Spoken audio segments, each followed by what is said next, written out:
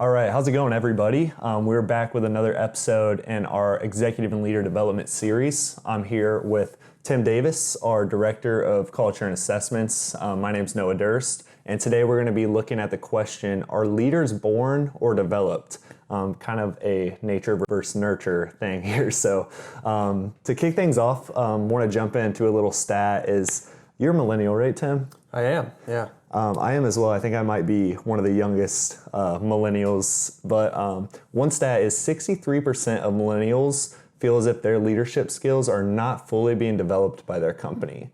So, take that back to your company. Think, are we, implementing programs to help develop these young professionals? Or are we looking at, where is our company going to be in the next 10 years? And I guess we're kind of getting to the point where a lot of millennials are starting to become leaders in their organization. Yeah, very much so. So I know, you are. So first question we kind of want to jump into is, what signs would a business owner see if the leaders or employees are not performing to a high level? All right, so I'm gonna use an analogy here. Okay. So imagine you're in a canoe out here on the water, right? And you're the leader. So you're in your own boat, and behind you have all of your direct reports in their own boat, their own canoe. Okay. Each one of those boats is tied to your boat because you're the leader, right? So what we look for in effective leaders, there's three things. So let's say you haven't told your direct reports where you're going.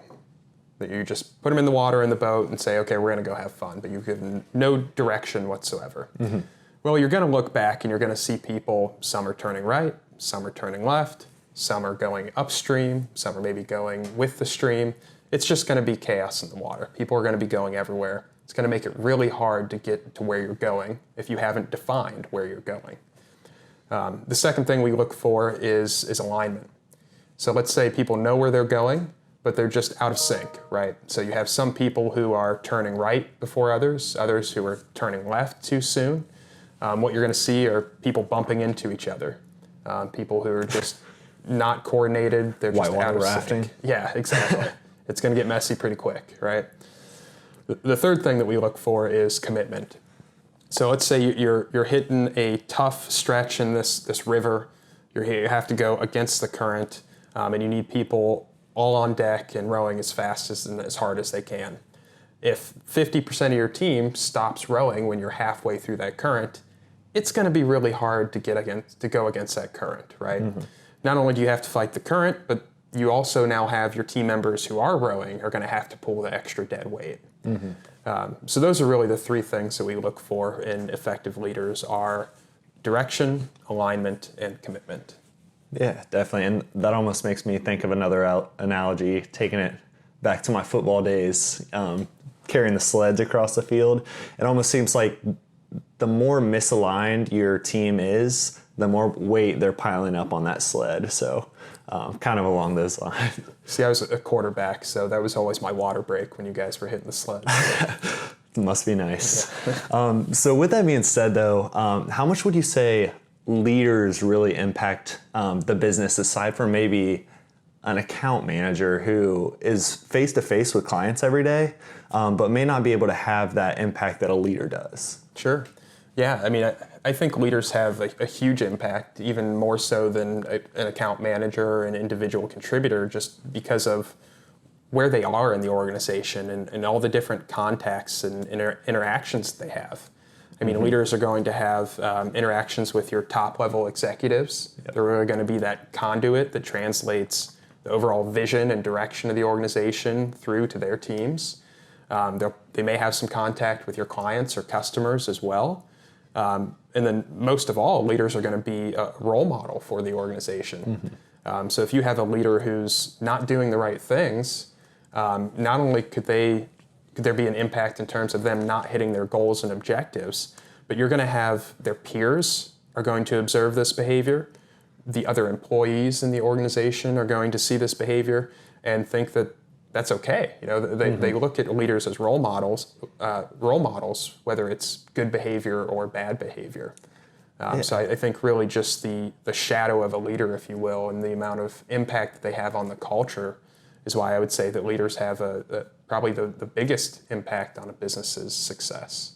Yeah, definitely. And that makes me think about probably one of the best business leaders I've come across in my career. He was the president of a company I worked for, but he was almost like a cheerleader, a hype man for just the brand of the company and everybody that worked for it, and just kind of made you feel like really just brought that morale and kind of made you come into work every day, ready to go. So I definitely see where you're coming from, especially with that culture aspect and just bringing a good morale to the employees. So cool. So next question I want to look at is kind of bringing it back to that nurture versus nature is, can people really become leaders? And what do you think of the phrase, leaders are born?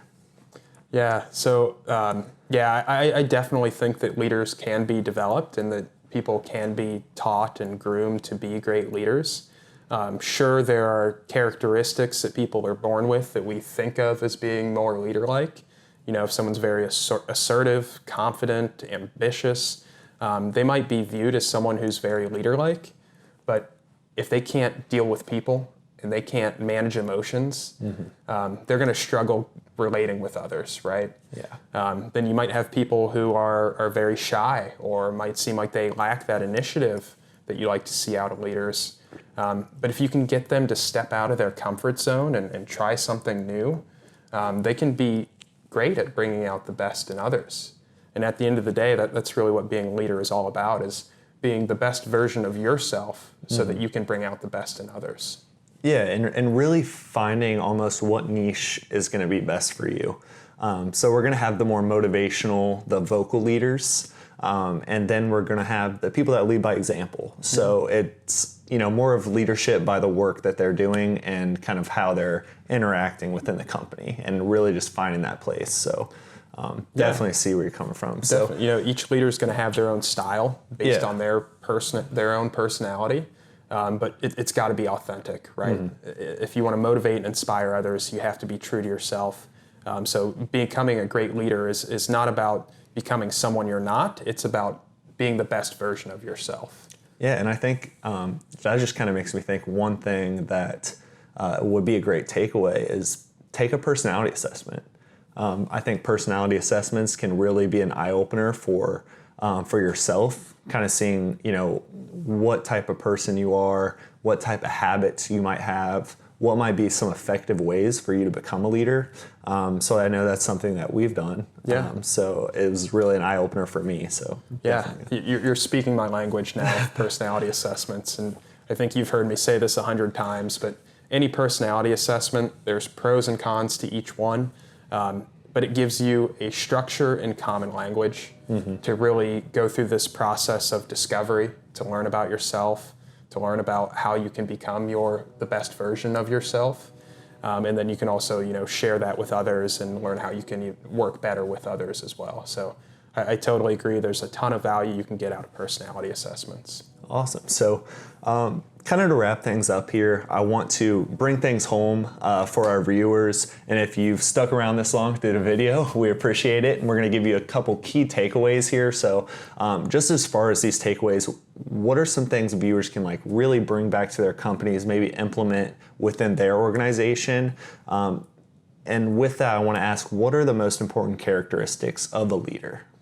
Yeah, I would say, hands down in my mind, the most important characteristic of a leader is emotional intelligence.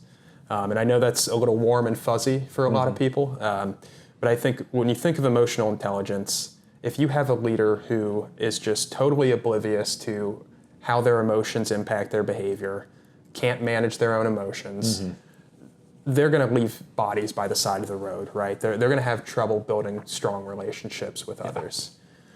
If you have a leader who's just totally oblivious to how others feel, what motivates them, and they don't use that sort of customized approach or targeted approach to really motivate and bring out the best in others, they're going to struggle to motivate and inspire others. So in my mind, I think it's really emotional intelligence that is one of, if not the biggest drivers of leadership success. So as a takeaway, I would recommend to everybody that you investigate emotional intelligence. There's a lot of good resources out there. If you have questions, you can reach out to us at CMAX, and we'd be more than happy to point you to some of our favorites. But emotional intelligence is definitely something that I believe every leader needs to be aware of and to develop. Yeah, and especially, I think about myself, I came in, feeling like I didn't really have the best of awareness of who I was and how I interacted with people. And, as I learned more and more about this stuff, it becomes a little more clear to me. So definitely would agree with you on that, Tim. So thank you guys for watching. Feel free to check us out on cmaxadvisors.com, on LinkedIn at CMAX Advisors, Facebook, Instagram at CMAX Columbus. We appreciate you guys. Hopefully you guys got some great takeaways from Tim here, and we will plan on seeing you next week. So thanks for coming.